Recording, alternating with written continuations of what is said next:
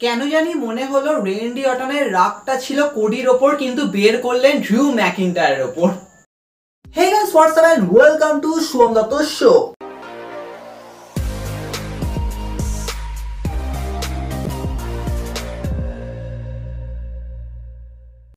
So guys, আজকে হচ্ছে Sunday, আর হ্যাঁ গাইস, আজকে অনেকগুলো ডিসকাশন হবে, আর আমার মনে হচ্ছে ভোর 5টা বেজে যাবে। আর কি বলবো, কিন্তু আজকে অনেকগুলো ডিসকাশন হবে। দেখো, প্রথমেই এই এপিসোডে যেটাকে নিয়ে কথা বলবো, যেটাকে নিয়ে আমি অলরেডি কথা বলেছি, র হয়ে যাওয়ার পরে যেহেতু স্ম্যাকডাউন রেকর্ড করা হয়ে গেছিল আর সেখানে একটা বড় রিটার্ন হয়েছিল। হ্যাঁ, আমরা রিটার্নটাকে অ্যাকচুয়ালি তো ফিল করেছি কালকে, কিন্তু ডেফিনেটলি ভাই ড্রিউ ম্যাকিন্টায়ার রিটার্ন করেছে একটা নতুন টি শার্টের সাথে। হ্যাঁ, ওনার ইচ্ছা ছিল এই টি শার্টটা বের করার, কিন্তু ফাইনালি বেরিয়েছে। আর বুঝতে পারছি এটা কোন লেভেলে সেল হবে, সে তো ভাই আলাদাই লেভেলে। কিন্তু ড্রিউ ম্যাকিন্টায়ার রিটার্ন হওয়া, ড্রিউ ম্যাকিন্টায়ারকে যেভাবে ইউজ করা হলো, কারণ কোডি আর রেন্ডি অর্টনের মধ্যে একটা টেনশন চলছিল। হ্যাঁ, রেন্ডি অর্টন দেখছে ভাই ম্যাচ অফিসিয়াল হয়ে গেল কোডি রোডস আর জন সিনা। দেখো, এটাকে নিয়ে আমি পরে ডিসকাশন করব অন্য একটা এপিসোডে, কারণ এখানে অনেক ড্রামা রয়েছে, অনেক টেনশন রয়েছে। কিন্তু এখানে রেন্ডি অর্টন জাস্ট নিজেকে সহ্য করে যাচ্ছে, মানে কন্ট্রোলে রেখেছে। কিন্তু এখানে তো ভাই লাভ মারলো ড্রিউ ম্যাকিন্টায়ার। এবার ড্রিউ ম্যাকিন্টায়ারের সামনে তো আর কেউ কন্ট্রোলে থাকতে পারে না। ডেফিনেটলি ড্রিউ যা শুনিয়েছে, দুজনকেই শুনিয়েছে, কিন্তু রেন্ডি অর্টনের রাগটা ছিল কোডির ওপরে। এবার রাগটা তো বেরোতো, আর সেটাই হলো ভাই। আর কেউ ওটা খেলো, আর ড্রিউ যা সেল করেছে ওটা তো নেক্সট লেভেলে। রেন্ডি অর্টন কোডির ওপরেও কটমট করে তাকিয়েছিল, কিন্তু রেন্ডি অর্টন নিজেকে কন্ট্রোল করছে এরকম সিনেমা। দেখো, সব ঠিক আছে। ড্রিউ ম্যাকিন্টায়ার রিটার্নের অ্যাঙ্গেলটা হলো, হ্যাঁ আমি বলছিলাম যে আমি চাই না যে ডেমিয়ান প্রিস্টের সামনে ড্রিউ চলে যাক, কিন্তু তোমরা এই মানে আমি বুঝতে পারি না যে তোমরা কি, মানে সত্যি কি তোমরা স্ক্রিপ্টে কিছু ভাবো যে হ্যাঁ আমরা একটা ব্যাক স্টেজের সেগমেন্ট করবো, মানে একটা ফেস অফ করবো, কেন করবো এরকম? মানে হঠাৎ করে জাস্ট মনে হলো যে হ্যাঁ ভাই ক্যামেরার সামনে দুজন চলে এসেছে, জাস্ট আমরা দেখিয়ে দিই এরকম ব্যাপার। আর ড্রিউ ম্যাকিন্টায়ার জ্যাকব ফাডুর কেন ফেস অফ হলো? হ্যাঁ, সেই সময় জ্যাকব ফাডু চ্যাম্পিয়ন ছিল, ড্রিউ ফাইট করেছিল, আমরা দেখেছিলাম সেই সময় ম্যাচ, কিন্তু এখন করার কি দরকার? ঘন্টা যা আসছে এরকম ব্যাপার, মানে কেন হয়? মানে এরকম প্রত্যেক ফ্যান্স বলছে তোমরা কি, কেন কেন এটা হয়? মানে অবভিয়াসলি মানে ফ্যান্সরা তো খেপে যাবে যে ড্রিউ এর সামনে কেন জ্যাকব ফাডু আসলে। এবার আমরা কি ভাবো, ড্রিউ এখন সোলো সিকুয়াকে হেল্প করে, মানে কোনো মানে হয়? মানে লিটারালি মানে হয়? মানে আমরা কেন ভাববো, মানে কেন ভাবতে যাবো এরকম ব্যাপার। কিন্তু ড্রিউ ম্যাকিন্টায়ার জ্যাকব ফাডু সাইডেই রাখলাম, কিন্তু ড্রিউ খেপে ছিল। সেখান থেকে নিক অর্ডিস অফিসিয়াল করে দিল এসএনএমি তে ম্যাচ হবে রেন্ডি অর্টন আর ড্রিউ ম্যাকিন্টায়ার। ভাই সিরিয়াসলি এসএনএমি যা বিল্ড আপ হচ্ছে, হ্যাঁ দেখো আগের এসএনএমিও কিন্তু ডেলিভার করেছে নো ডাউট, কিন্তু এবারের এসএনএমি যেন মনে হচ্ছে হ্যাঁ ভাই হাড্ডাহাড্ডি দেবে, মানে অল ইনকে আলাদাই টক্কর দেবে, সে তো বোঝাই যাচ্ছে। কিন্তু এখানে এসএনএমির জন্য অফিসিয়াল হয়ে গেছে ড্রিউ ম্যাকিন্টায়ার রেন্ডি অর্টনের ম্যাচ। এবার দেখো, এই ড্রিউ ম্যাকিন্টায়ার রেন্ডি অর্টনকে ফিল করতে হলে আমাদেরকে একটুখানি লকডাউন এরা, মানে কোভিড এর টাইমে যেতে হবে, যে সময় থান্ডারডোম এরাকে পুরো রান করেছিল। সত্যি এটা বলতে হবে, ওই টাইমে ড্রিউ ম্যাকিন্টায়ার চ্যাম্পিয়ন ছিল, ডব্লিউডব্লিউই চ্যাম্পিয়ন। রেন্ডি অর্টনের ওই টাইমে ভাইপার ক্যারেক্টারটাকে যেরকম বিল্ড করা হয়েছিল, সেই এজের সাথে ম্যাচ, গ্রেটেস্ট রেসলিং ম্যাচ। আর তারপরে রেন্ডি অর্টন টার্গেট করছে ড্রিউকে, সেখান দিয়ে সামার স্ল্যামে ক্লাসিক ম্যাচ হয়েছিল। হ্যাঁ, রেন্ডি অর্টন হেরে গেছিল। তারপর ক্ল্যাশ অফ চ্যাম্পিয়ন্সে ম্যাচ হয়েছিল, সেটা অ্যাম্বুলেন্স ম্যাচ ছিল, মানে সবাই ছিল, বিগ শো থেকে শুরু করে ক্রিশ্চিয়ান, রিক ফ্লেয়ার, শন মাইকেল, সবাই ধুয়ে দিয়েছিল। কিন্তু লাস্টে যখন হেলিনা সেল ম্যাচটা হয়, সেখানে রেন্ডি অর্টন ক্যাপচার করেছিল ডব্লিউডব্লিউই টাইটেল। এবার দেখো যেরকম ভাবে ডেলিভার করেছিল সেই সময়। এবার এখন যখন ম্যাচ হচ্ছে, এবার তোমরা বলবে এরকম ম্যাচ তো আগেও হয়েছে, মানে স্ম্যাকডাউনেই তো আমরা দেখেছিলাম যে ড্রিউ ম্যাকিন্টায়ার রেন্ডি অর্টনে হয়েছিল, সেখানে ড্রিউ ম্যাকিন্টায়ার জিতেছিল। এবার দেখো ওই টাইমে ড্রিউকে অ্যাটেনশন দেওয়া হচ্ছিল, মানে কি যে দেওয়া হচ্ছিল এবছর আমি এটাই ভাবছি। যে মুহূর্তে ডেমিয়ান প্রিস্টের কাছে এলিমিনেট হওয়া রয়্যাল রাম্বলে, তারপর এলিমিনেশন চেম্বারে এলিমিনেট হওয়া, মানে কিছু বলার নেই, মানে মাথাটা গরম হয়েছিল। কিন্তু ড্রিউ ওই যে ভিক্টরিটা পেয়েছিল রেন্ডি অর্টনের ওপর, সেটা কিন্তু প্রচুর বিগার ছিল, কারণ ড্রিউকে অ্যাটেনশন দেওয়া হচ্ছিল জাস্ট এইটুকুনি। আর রেন্ডি অর্টন ম্যাচ হারছে, মানে কিছু বলার নেই।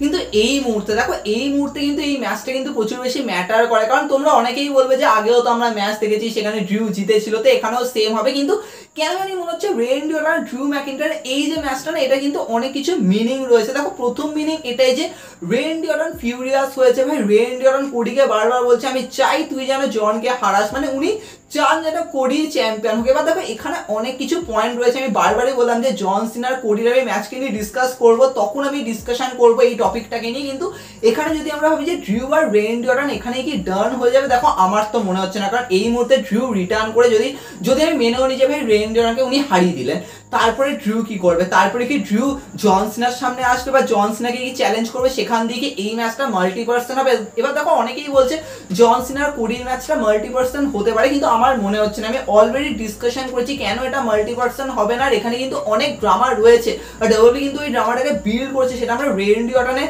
ক্যারেক্টার দেখেই বুঝতে পারছি। তো সেক্ষেত্রে ওই ড্রামাগুলো করতে হলে এখানে মাল্টিপার্সন করার কোনো লজিক নেই। হ্যাঁ হতে পারে, আমি 10% চান্স বলবো যে ডাব্লিউডাব্লিউ করতেই পারে, যে হয়তো সত্যি জন সিনা যে মুহূর্তে স্ম্যাকডাউনে অ্যাপিয়ার করবে, কোডি রোডস তো অবভিয়াসলি ফেস আপ করবে, ওই মাঝখানে হয়তো ড্রিউও চলে আসবে।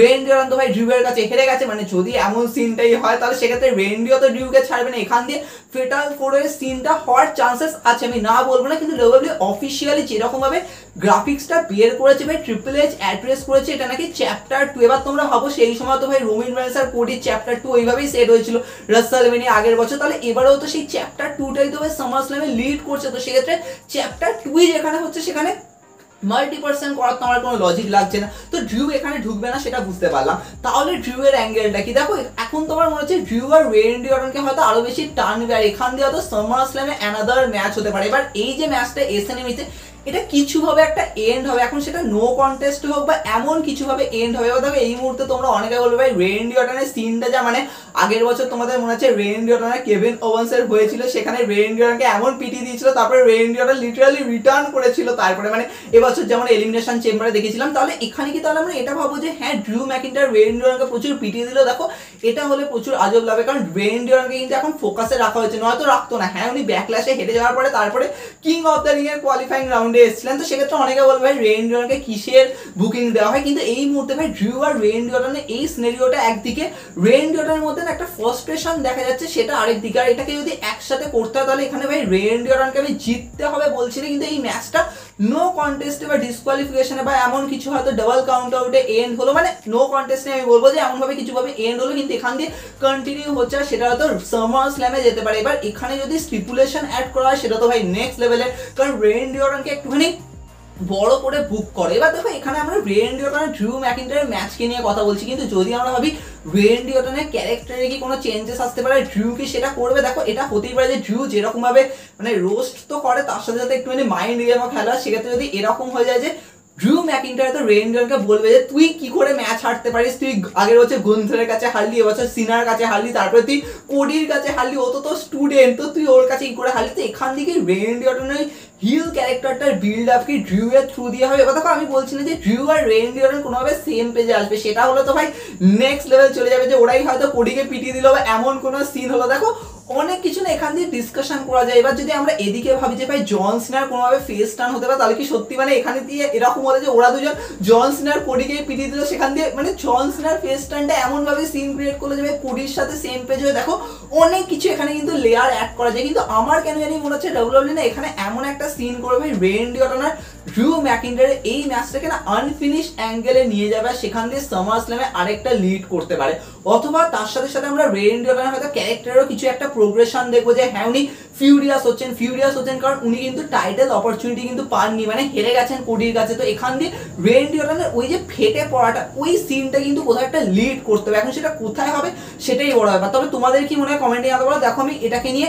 ফাইনাল অ্যানালিসিস করব, হ্যাঁ এসএনএমির প্রত্যেকটা ম্যাচকে নিয়ে আমি ফাইনাল অ্যানালিসিস করব, কিন্তু তখন ডিসকাশন করবো যে এই ম্যাচের অ্যাকচুয়ালি কি ফ্লেভারটা রয়েছে। কিন্তু এখনো অবধি আমার এটা মনে হচ্ছে এই ম্যাচটা না নো কন্টেস্টে এন্ড করবে, কারণ ড্রিউ এর রিটার্ন হয়েছে, তো ড্রিউকে হারাতে পারবে না।